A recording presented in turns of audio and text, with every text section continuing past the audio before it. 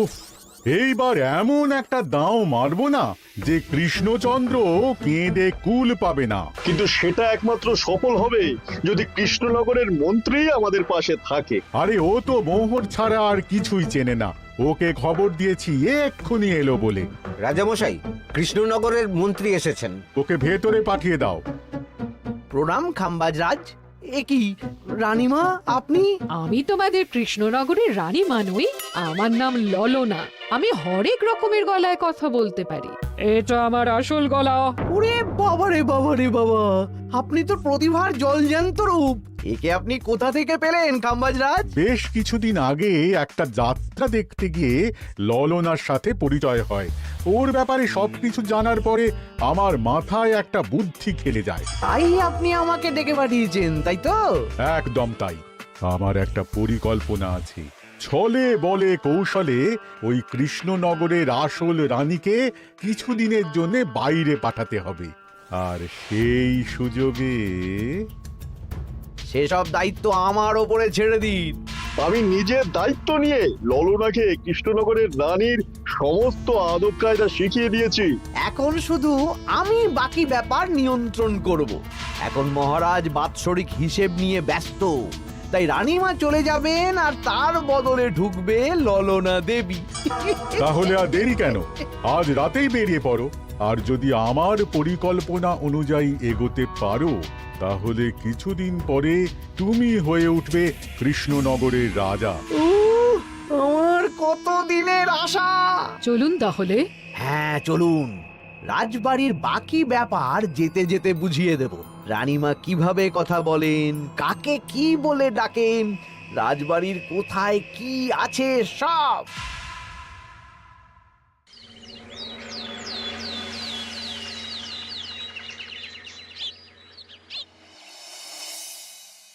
কি গো গিন্নি, জ্বরটা নেমেছে?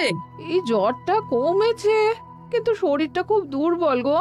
তুমি পারলে ভাতটা রান্না করে রাজবাড়ি যাও। আমি বেলার দিকে এই কিছু একটা তরকারি করব। না না গিন্নি, তোমাকে এই শরীরে রান্না করতে হবে না। আমি তরকারির সবজি কুটে রাখছি। হ্যাঁ, ওই পুটির মাকে বলে রাখবো, ও এসে রান্না করে দেবে। তাহলে তো ভালোই হয়। জ্বরে একেবারে শরীরটা দুর্বল করে দিয়েছে গো। হ্যাঁ, তুমি বিশ্রাম নাও গিন্নি, আমি রান্নাঘরে যাই। কি গোপাল আজকে এখনো এলো না? ও কোনোদিন সময় এসেছে মহারাজ? ওকে তাড়িয়ে আপনি একটা কাককে রাজসভায় রাখলেও সে সময়ে আসবে। না, আসলে গোপালের গিন্নির খুব জ্বর, আমি দেখে এসেছি। তাই হয়তো ওর গিন্নির সেবা শুশ্রূষা করতে গিয়ে গোপালের দেরি হচ্ছে। তোমাকে আর গোপালের হয়ে কাসুন্দি গাইতে হবে না। এই তোমরা থামো তো। একটু দেরি হয়ে গেল মহারাজ। আসলে গিন্নির খুব জ্বর, তাই কিছুটা রান্না করে এলাম। আচ্ছা আচ্ছা আচ্ছা, তা এখন তোমার গিন্নির শরীর কেমন আছে? আগের থেকে ভালো আছে মহারাজ। জ্বরটা কমেছে, কিন্তু শরীর খুব দুর্বল।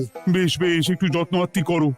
যাই হোক, আজকে সারা বছরের খরচের হিসেব আর আগামী অর্থনৈতিক বছরের প্রকল্প নিয়ে আলোচনা হবে। আলোচনা শুরু করা হোক। বিগত অর্থনৈতিক বছরে বিভিন্ন খাতে মোট খরচ হয়েছে 15,700 মোহর, আর বিভিন্ন কর বাবদ উপার্জন হয়েছে 22,000 মোহর। তাহলে তো মহারাজ ভালোই লাভ হয়েছে। এবার আমাদের দিকে একটু নয়ন মেলে তাকালেই হয়। সেসব তো দেখবই, কিন্তু তার আগে আমি মন্ত্রীর সাথে বিগত বছরের সব খরচ নিয়ে হিসেবে বসবো। হ্যাঁ, বেশিরভাগ দায়িত্ব তো মন্ত্রীমশাইয়ের কাঁধেই থাকে, তাই উনি কোনো হিসেবে জল দিয়েছেন কিনা সেটাও পরখ করে নেওয়া যাবে। এত কাজের চাপ যাচ্ছে কদিন, শান্তিতে ঘুমোতেও পারছি না। মন্ত্রী, তুমি আজ বিকেলে রাজবাড়িতে চলে এসো। বিগত অর্থনৈতিক বছরের হিসেবগুলো একবার দুজনে বসে মিলিয়ে নেব। আচ্ছা মহারাজ, যা করার তাড়াতাড়ি করে নিতে হবে। এখন দেরি করলেই এই বছরের প্রকল্পগুলো শুরু করতে দেরি হয়ে যাবে। মহারাজের জয় হোক। বলো প্রহরী, তুমি কি কিছু বলবে? মহারাজ, একজন কালো চাদর মুড়ি দেওয়ার লোক এলেন আর আমার হাতে এই চিঠিটা ধরিয়ে দিয়ে চলে গেলেন। এই গরমে চাদর মুড়ি? অদ্ভুত লোকটা। কি রে বাবা? সর্বনাশ! কি হলো? তোমাদের রানীমার জ্যাঠামশাই খুব অসুস্থ, তাই পরিবারের সবার সাথে দেখা করতে চান। ও মা গো, আজ সভা এখানেই শেষ। এইবার শুরু হবে আসল খেলা। কি বলছেন মহারাজ? হ্যাঁ রানী, আমাকে এক্ষুনি জ্যাঠামশাইয়ের কাছে যাওয়ার বন্দোবস্ত করে দিন মহারাজ। কিন্তু রানী, তোমার জ্যাঠামশাইয়ের বাড়ি কৃষ্ণনগর থেকে ঘোড়ার গাড়িতে গেলেও তো 1.5 দিন সময় লেগে যাবে। এদিকে আমার এত কাজের চাপ। আপনি বরং কয়েকদিন পরে আসুন, আমাকে এক্ষুনি যেতে হবে মহারাজ। বেশ বেশ, আমি তোমার যাওয়ার ব্যবস্থা করছি। সাবধানে যেও রানী, আমি 2-3 দিনের মধ্যেই আসছি।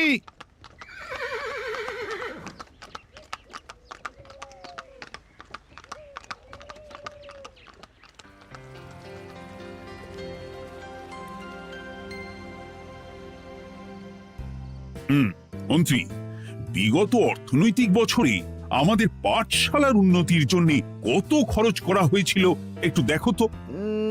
সব মিলিয়ে মোট 150 মোহর মহারাজ। কিন্তু আমার এখানে তো 170 মোহর দেখাচ্ছে। 170 মোহর? তা কি করে হয়? একই রানীমা, আপনি ঘোড়ার গাড়ি করে গেলেন আর হেঁটে চলে এলেন? সে আমার ব্যক্তিগত ব্যাপার, তুমি তোমার কাজ করো।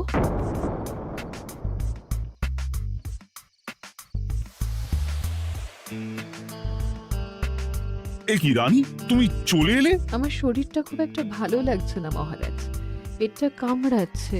তাই সহিসকে বললাম ঘোড়ার গাড়ি নিয়ে জ্যাঠামশাইকে দেখে আসতে, আর আমি বাড়ি চলে এলাম। ও, সহিস এসে খবর দেবে, তারপর আমি আর আপনি দুজনে একসাথে যাব। বেশ বেশ, ঠিক আছে রানী, তুমি বিশ্রাম নাও। বিশ্রাম না, আমি একটু স্নান ঘরে যাব, পেটটা কেমন মোচড় দিচ্ছে।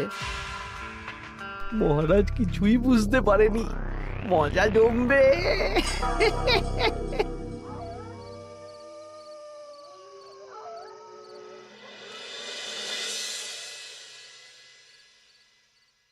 এ কি রানী, তুমি তোমার সব গয়না গাটি বের করছো কেন? আমার আর এই পুরনো নকশার গয়না পছন্দ নয় মহারাজ। ভাবছি কালকে সকালবেলা এই গয়নাগুলো শ্যাকরাকে দিয়ে শহুরে নকশায় নতুন গয়না বানাবো। কিন্তু এগুলো তো তোমার সবই পছন্দের গয়না। কিন্তু মহারাজ, আমি ভেবে দেখলাম এই গয়নাগুলো সবই বড্ড ভারী গয়না। আমি শহুরে আধুনিক নকশার হালকা গয়না পরবো। এমনিতে জ্যাঠামশাইয়ের শরীরটা ভালো নেই, মনটাও ভালো নেই, ও, পেটটা কেমন মোচড় দিচ্ছে। আমি আরেকবার স্নান ঘরে যাব।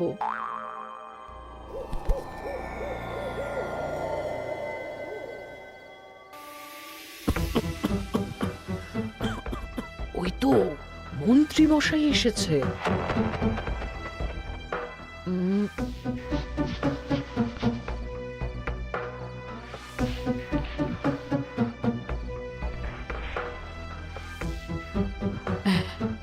এই রাজ্যে গোপাল আমার শত্রু, কালকে থেকে গোপালকে খাটাবে।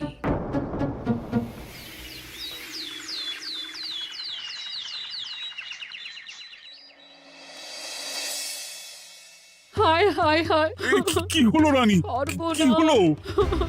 গতকাল রাতে আমার সমস্ত গয়না চুরি হয়ে গেছে। হ্যাঁ? বলো কি প্রহরী? বলুন মহারাজ।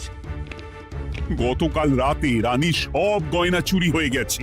তুমি আরেকজনকে নিয়ে এক্ষুনি খোঁজ করা শুরু করো। যথাজ্ঞা মহারাজ।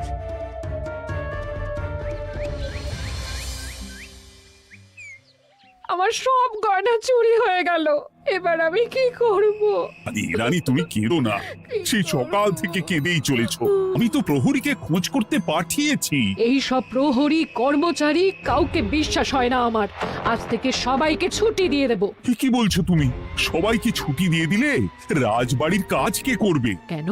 আমাদের সবচেয়ে বিশ্বাসযোগ্য সভাসদ গোপাল আজ থেকে রাজবাড়ির সব কাজ গোপাল করবে। কি বলছো? আপনি কি বলতে চাইছেন? গোপাল বিশ্বাসযোগ্য না? হ্যাঁ, গোপাল আমার সবচেয়ে প্রিয়। ওর চেয়ে বিশ্বাসযোগ্য আর কেউ নেই। কিন্তু কোনো কিন্তু না, বলবেন আপনার আদেশ। এক্ষুনি গোপালকে ডেকে পাঠান। যেমন তোমার ইচ্ছে। গোপাল, গতকাল রাতে রানীর সব গয়না চুরি হয়ে গেছে, তাও আবার ঘরের ভেতর থেকে। আমি চাই তোমার মতো বিশ্বাসযোগ্য লোকই রাজবাড়ির সমস্ত কাজ করুক। মানেটা ঠিক বুঝতে পারলাম না রানীমা। মানে আমি রাজবাড়ির বেশিরভাগ কর্মচারীকে ছুটি দিয়ে দিচ্ছি, তার বদলে রাজবাড়ির কাজ করবে তুমি। কিন্তু কোনো কিন্তু না, রাজসভার ভাড়ামো অনেক হয়েছে। এবার থেকে তোমার কাজ বাসন মাজা, ঘর মোছা, কাপড় কাচা, পুরো রাজবাড়ি ঝাঁট দিয়ে পরিষ্কার করা। এই সেরেছে। যাও, রান্নাঘর থেকে বাসন নিয়ে পুকুর পাড়ে গিয়ে বাসন মাজবে। এ কি গোপাল, রাজসভা থেকে সোজা পুকুর পাড়ে? কি হয়েছে নাকি? খুব হাসি পাচ্ছে না? হাসি তো পাবেই, নতুন রানীমা আসার পরে তোমার এই হাল করে ছেড়ে দিল। নতুন রানীমা? না, আসলে ঘটা বলতে চাইছে রানীমা তোমাকে নতুন চাকরি দিয়ে এই হাল করলো। ও যা হয়েছে ভালো হয়েছে, আমার পেছনে না লেগে নিজের কাজ করুন যান। কোথায় কি বলতে হয় জানিস না নাকি? অভ্যেস নেই তো, তাই মুখ ফসকে বেরিয়ে গেছে।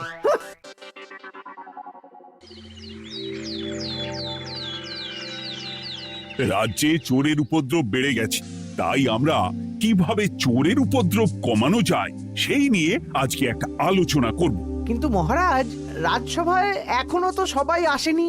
এই তো এসে গেছি। ওই রাজবাড়ির জামা কাপড় কাচ্ছিলাম। এ কি, গোপাল এখন রাজবাড়ির জামা কাপড় কাচে? হ্যাঁ, সেসব করতে গিয়ে আমার নিজের জামা কাপড়ই ভিজে গেল, তাই বদলে এলাম। মহারাজ, রানীমা ঘোড়ার গাড়ি করে এসেছেন। মানেটা কি? রানী তো রাজবাড়িতেই আছে। কি মহারাজ, আমি প্রহরীদের কাছে শুনলাম আমার মতন দেখতে কেউ রাজবাড়িতে উড়ে এসে জুড়ে বসেছে। মানে তুমি তো আগেই চলে এলে। কি কাণ্ড! এই কে? শুনলাম আমার মতন দেখতে কেউ এসেছে। ও আচ্ছা, আপনি। তা কি চাই আপনার? বোঝো কাণ্ড, একরকম দেখতে একরকম গলা। এ বলে আমি আসল, ও বলে আমি। হায় হায় হায়, আসল নকল বোঝাই দায়। একটা নয়, দুটো রানী। আমার জ্যাঠামশাই একদম সুস্থ। এই মহিলা নিশ্চয়ই ভুয়ো চিঠি দিয়ে নিজের রাজবাড়িতে ঢোকার সুযোগ খুঁজছিল। একদম বাজে কথা বলবেন না। আপনি কে সত্যি করে বলুন। সমস্যা সমস্যা, ঘোর সমস্যা। আমার কোনো পাণ্ডিত্য দিয়ে বুঝতে পারছি না কে আসল আর কে নকল। আমি আসল, বিশ্বাস করুন। আমি তো এই মাত্র এলাম। না, আপনি নকল, আমি আসল। কিভাবে বুঝবো? আমি বলবো মহারাজ, এই যে এই রানী আসল। হ্যাঁ, কিন্তু মন্ত্রীমশাই, আপনি কি করে বুঝলেন? না মানে এই রানীমা তোমার উপরে এত ভরসা করে রাজবাড়ির কাজ করাচ্ছেন, কাউকে বিশ্বাস করেননি, একমাত্র তোমাকে বিশ্বাস করেছেন। এত ভালোবাসা, এত বিশ্বাস কার থাকতে পারে বলো? মানে গোপাল, তুমি রাজবাড়ির কি কাজ করছো? বাসন মাজা, ঘর মোছা, বাগান পরিষ্কার, অনেক কাজ করছি রানীমা।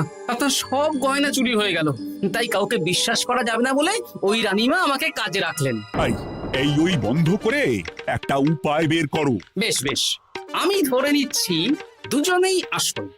তাই আপনাদের দুজনকে আমি পরীক্ষা নেব, দেখব কে উত্তীর্ণ হন। তাই নাও। আপনারা দুজনেই তো সেনাপতিকে চেনেন, বলুন তো সেনাপতির আসল নাম কি? সনাতন সেন। আচ্ছা, আপনাদের বাপের বাড়ি কোথায়? বিজয়গড়। দূর দূর, গড়গড় করে সবই বলে দিচ্ছে। এভাবে হবে না, অন্য কোনো উপায় ভাবো। বেশ, সেনাপতি তলোয়ার দাও তো। দিচ্ছি। এই নিন, এই তলোয়ার দিয়ে মহারাজকে মেরে ফেলুন। আপনাদের মধ্যে কে মারতে চান বলুন। এসব তুমি কি বলছো গোপাল? মহারাজ আমার পতি পরমেশ্বর, ওনাকে আমি মারতে পারি? আমি স্বপ্নেও ভাবতে পারিনি গোপাল তুমি এই জঘন্য কাজ আমাকে করতে বলবে। আমি নিজের প্রাণের আহুতি দিতে পারি, কিন্তু মহারাজের গায়ে একটা আঁচড়ও দিতে পারবো না। উফ, খাম্বাজরাজ বেছে বেছে এক ধুরন্ধর নারীকে পাঠিয়েছেন, কোনো জবাব নেই। আমি বুঝতে পারছি না মহারাজ, এনাদের হাবভাব, কথাবার্তা, রূপ সবই একরকম। তবে যিনি ঘোড়ার গাড়ি চেপে এখন ফিরলেন, তিনি আসল হলেও হতে পারেন। আমি আসল, বিশ্বাস করুন। বললেই হলো? আসল হলে প্রমাণ করুন। বেশ, আজকে আর মাথায় কিছু আসছে না। আমি কাল আসবো। ততক্ষণ আপনারা দুজনে রাজবাড়ির দুটো ঘরে থাকুন। কি ছকমারিতে পড়লাম রে বাবা।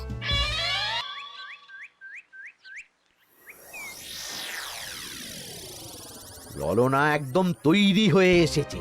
দারুণ মজা হচ্ছে বলুন। এবার শুধু একবার আসল রানীকে সরিয়ে ললনা যদি রানী হয়ে যায়, তাহলে রানীর গয়নার মতন সব আমার হাতে চলে আসবে। তারপর কি হবে? তারপর ধীরে ধীরে মহারাজকেও কায়দা করে সরিয়ে দেব, আর খাম্বাজ রাজ আর আমি এই দুজনে মিলে এই রাজ্য চালাবো। কি বুদ্ধি আপনার মাথায়।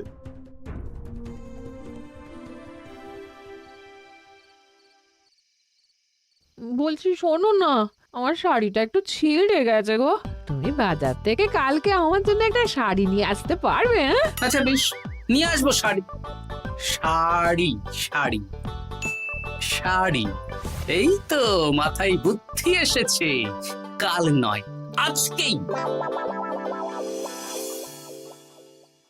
গোপাল, তুমি কিছু ভাবতে পারলে? মহারাজ, আপনার দুই রানীকে ডাকুন। আমার তো একটাই রানী। ওই হলো মহারাজ, আসল নকল দুজনকেই ডাকুন। কই গো, একটু বাইরে এসো। বলুন মহারাজ, আপনি ডাকছেন?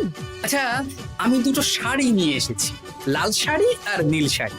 এই দুটোই মন্ত্রপুত শাড়ি, এক সিদ্ধ পুরুষ দিয়েছেন। কে তিনি? না, সেসব এখন বলা যাবে না, তবে এই শাড়ি দুটো একটা একটা করে ওনাদের দিয়ে দিন।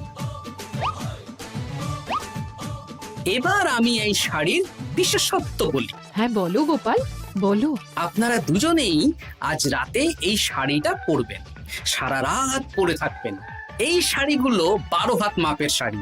আগামীকাল সূর্যোদয় হওয়ার পরে যার শাড়ি 4 হাত কমবে সেই হবে আসল রানী। আচ্ছা বেশ, তাহলে তোমরা দুজনেই এই শাড়ি পরে থাক। কাল সকাল সকাল রাজসভা বসবে, তখন তোমাদের শাড়ি গোপালের কাছে জমা দিও। আচ্ছা। আমি যে নকল সেটা বুঝতে দেওয়া যাবে না। কি করে এই শাড়িটা 4 হাত কেটে ফেলে ওই তো ফল কাটার ছড়ি কেটে ফেলো। কালকে আবার মজা হবে।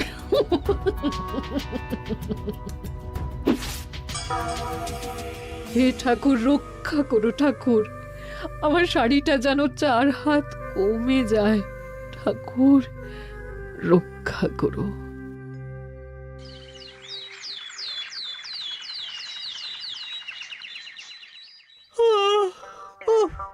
এত সকাল সকাল রাজসভা, দূর, ভালো করে ঘুমটাও হলো না। আমি তো ঘুমোইনি, চিন্তায় ঘুমই আসেনি। কই গো, তোমরা এসো।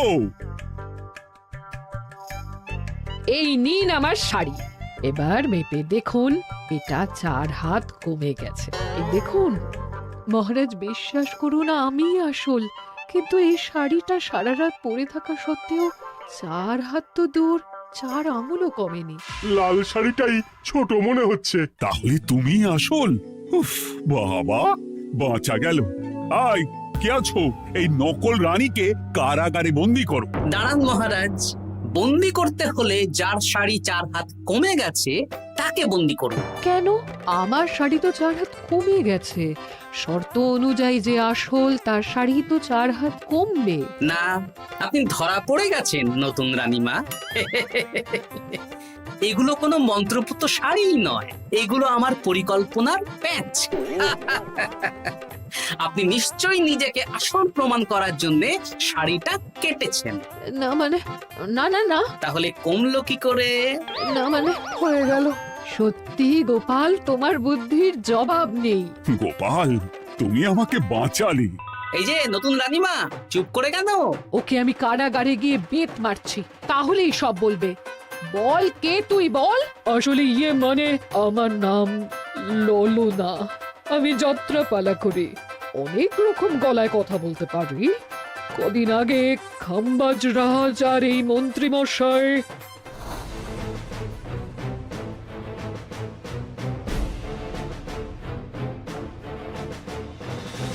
বাহ বাহ বাহ বাহ, এ তো দেখছি ললনার ছলনা।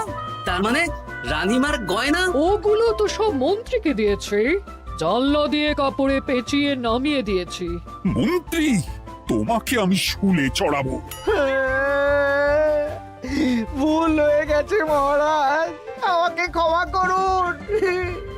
প্রাণে মারবেন না, সব গয়না ফেরত দিয়ে দেবো মহারাজ। তুমি শত্রু রাজ্যের প্ররোচনায় এত বড় ক্ষতি করতে চেয়েছিলে? ক্ষমা করুন মহারাজ, ক্ষমা করুন। সেনাপতি, মন্ত্রীকে 1000 বার বেত্রাঘাত করো।